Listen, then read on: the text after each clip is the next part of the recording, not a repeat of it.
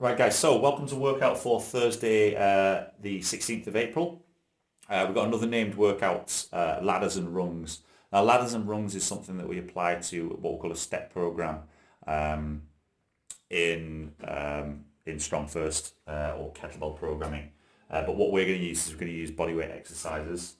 Again, you're going to be might be limited by your equipment, or you might be limited by your skill level at the moment or your strength level. So we're going to do AMRAP 10 minutes of strict handstand push-ups and pull-ups.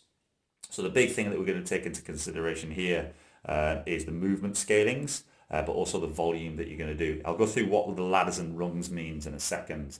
But like I say, to start off with, you're going to need you're going to need a scaling for your handstand push-ups and your pull-ups that you can do in fairly decent numbers, okay? Because you're just going to alternate between the two for 10 minutes. So your handstand push-up scalings could be, you could do pike push-ups, you could do regular push-ups, or you could do regular elevated push-ups. Again, for the pike, you could go elevated with your feet as well to make it like a box pike push-up, again, if you're struggling. In terms of what type of handstand push-ups there, you could limit the range of motion as well. So you could just go down to a couple of cushions as long as you're confident, as long as you've got a wall that you can use. Again, we don't have a wall that we can use here, so we're going to do box pike when it comes to the day.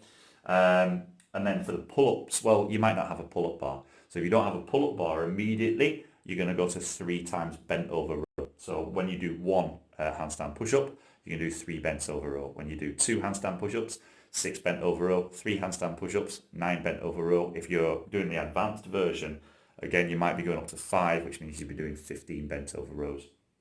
Okay, so you could also do jumping pull-ups. So you could do eccentrics. If you're doing eccentrics, I'd stick to the beginner program, just purely and simply to keep the volume a little bit lower. Focus more on the pressing exercises and take your time with the pull-ups.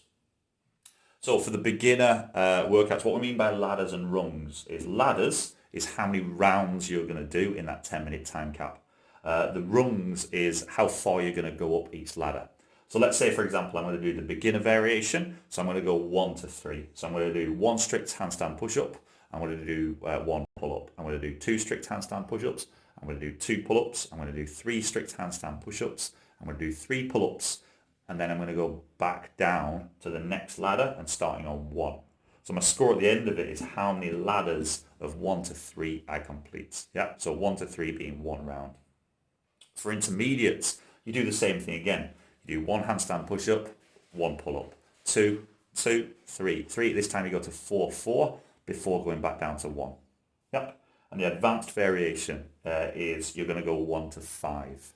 Again, the goal here is to be able to do each number of those repetitions unbroken. Yep. So if you're getting to the 5s and you're having to do 3, 1, 1 on your pull-ups, you shouldn't be doing this. The goal is here is not to flirt with failure. So we don't want to go to the point where you're having to break it up, and it's something that we see in CrossFit an awful lot, is you want to be able to do a good number of repetitions after you've done that. The goal here is work capacity to keep your heart rate elevated and not go anywhere near muscle fatigue on either your pushing or your pulling exercises. So going through the push-up progressions, to start off with, you can do the same push-ups that we did earlier on in the week when we were doing blackjack. So you could do elevated push-ups. You could do regular push-ups going down to the floor. To scale upwards a little bit from there, you could go to doing elevated push-ups, regular elevated push-ups. Just going to hit the top of the chest a little bit more. So feet on a box. Chin to the floor. Push-ups. You could do pike push-ups. So making sure again that we're looking for that tripod position where your head is going forwards and down. Try and stack your hips as far forward as you can and then back up again. Or you could do what we're going to do, which is elevated pike push-ups. For these, again, try and make sure you're getting as upright as you can, as far forward as you can, and then back up again.